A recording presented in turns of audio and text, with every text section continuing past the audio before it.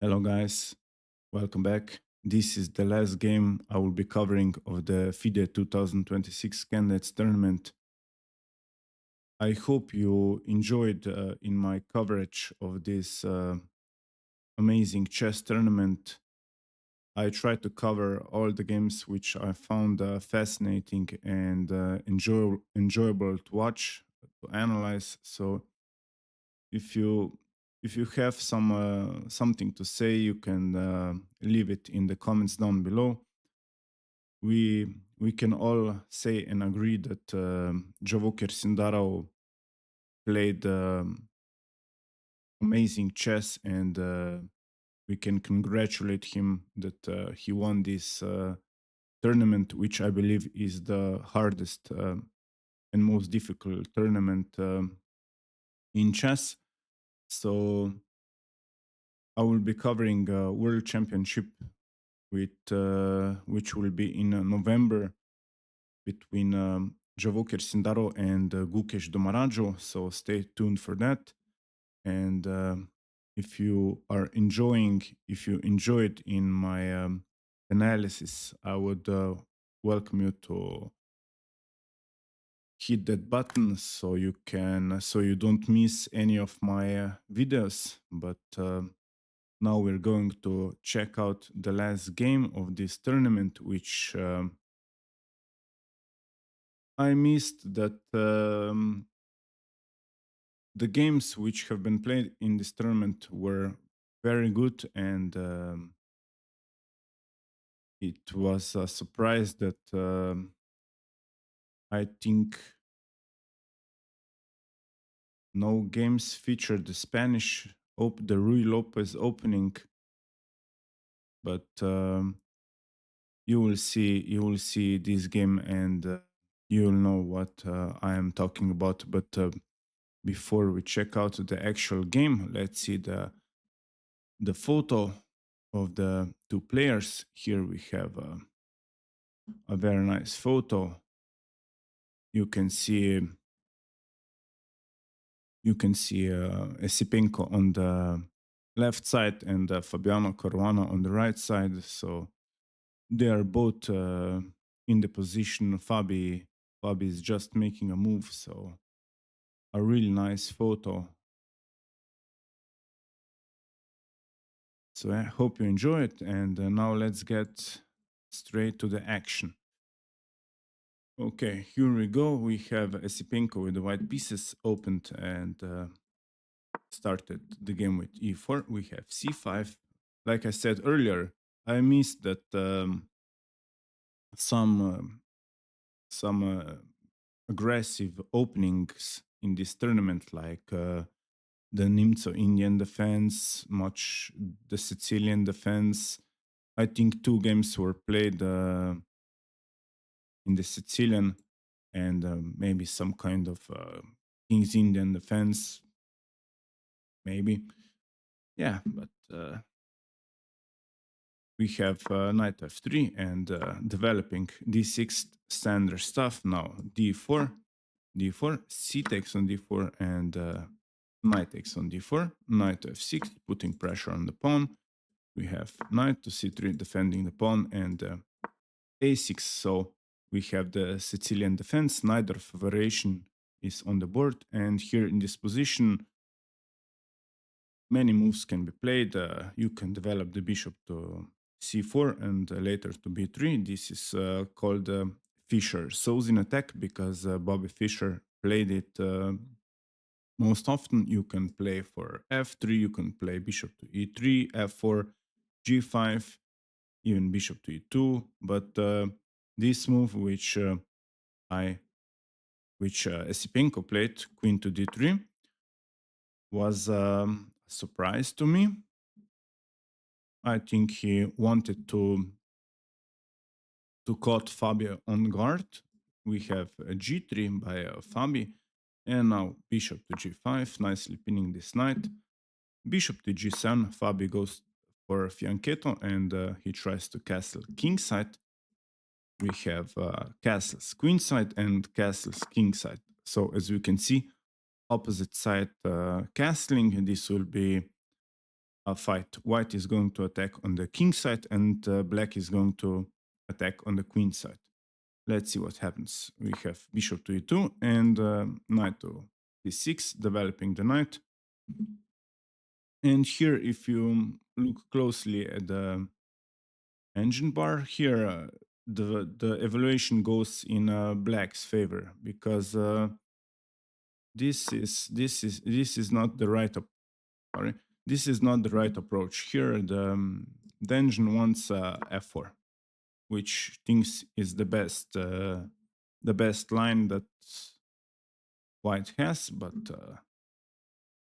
we would see something like h6, and then bishop goes to h4, knight from b to d7, and now even f5. And if you look at the position, white is slightly better, not much. The position is about equal for both players. But here in this position, knight to c6 was played, and now knight to b3. We have bishop to e6, attacking this knight, and queen to e3, making a queen bishop battery, trying to maybe trade the dark square bishop, and rook to c8, nicely buying that white king. So Esipenko sidesteps with the king. King goes to b1, and now knight to e5, nicely controlling some important squares. And sorry.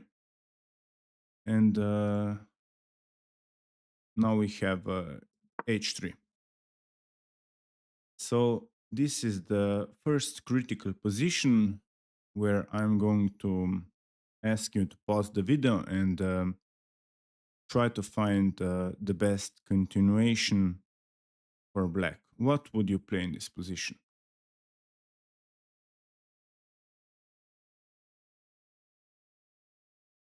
Well, of course, if you found the beautiful rook sacrifice in the Sicilian spirit, you are an amazing player. Fabi played rook takes on c3, and now we have b takes on c3, and queen goes to c7, putting pressure on that c3 pawn.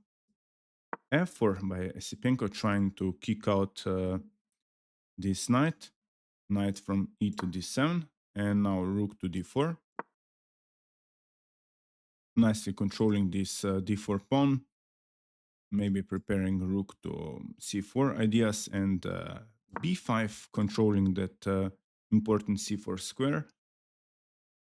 And now here in this position, this mistake cost Esipenko the game. He played g4, which is not the right way to go. I'm going to show you what Esipenko should have played. He should have played f5. We would see something like g takes on f5, e takes on f5, and bishop takes on f5. You sacrifice a pawn for activity. And now you develop the rook with tempo, so you need to move the bishop. Bishop goes back to g6 and h4. You're going for that black king. Rook c8, nicely eyeing that c3 pawn. Sorry, h5. Knight takes on h5, bishop takes, and bishop takes on e7, and bishop goes back to g6, and bishop takes on d6. We would see something like bishop takes on d4. Zwischenzug, if you take, I take, but queen takes on d4. This is much better, and now we would see something like queen takes on c3, queen takes, rook takes, and rook to f2. You need to defend that weak c2 square.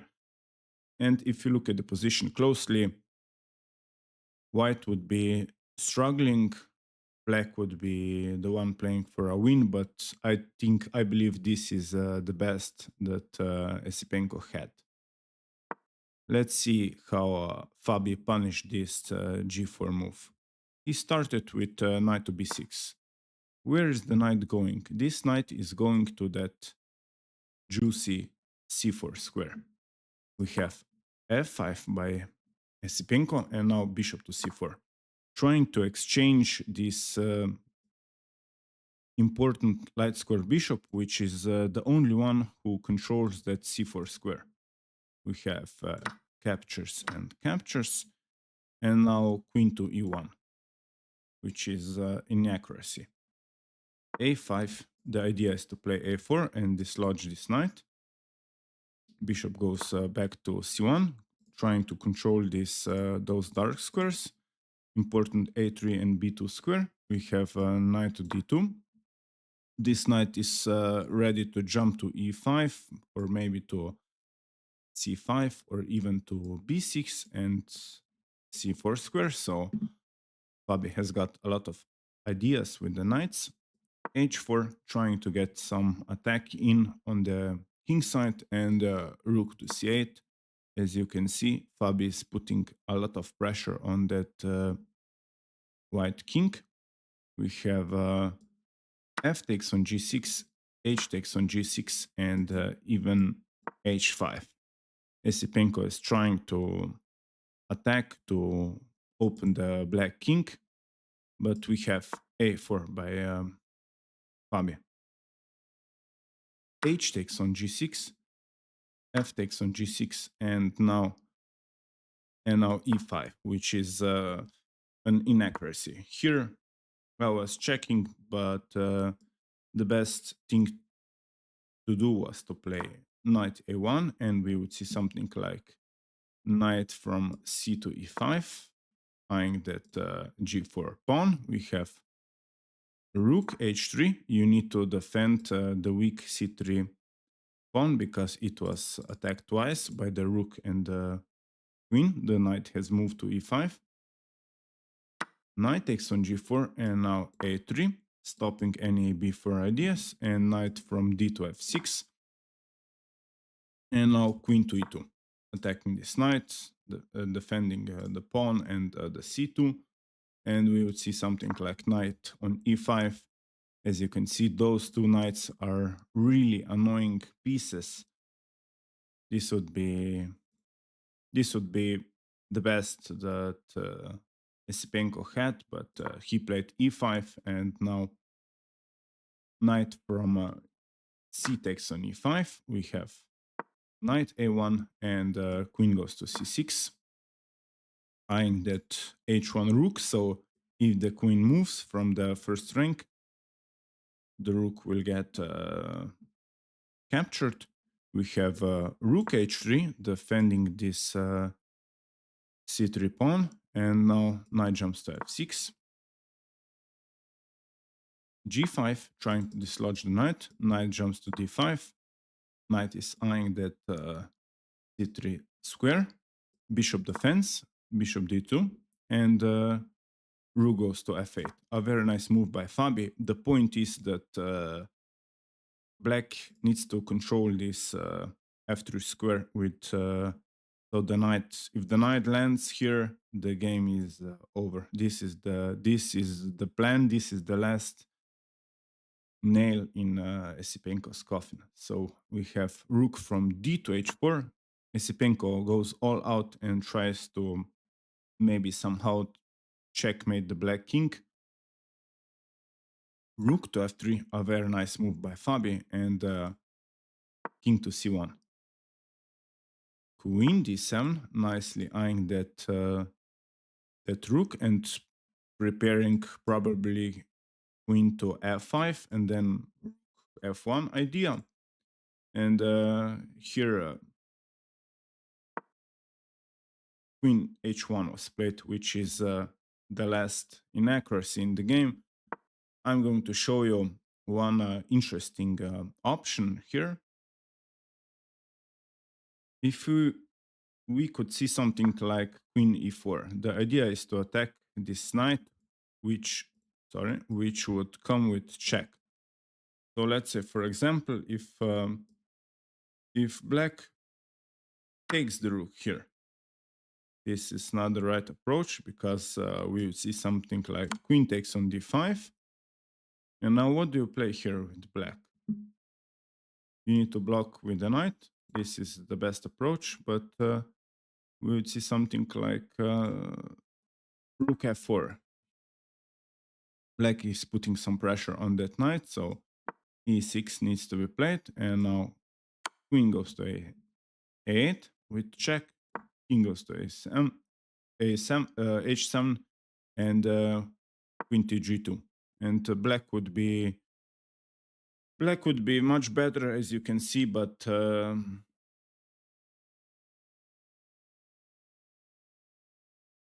maybe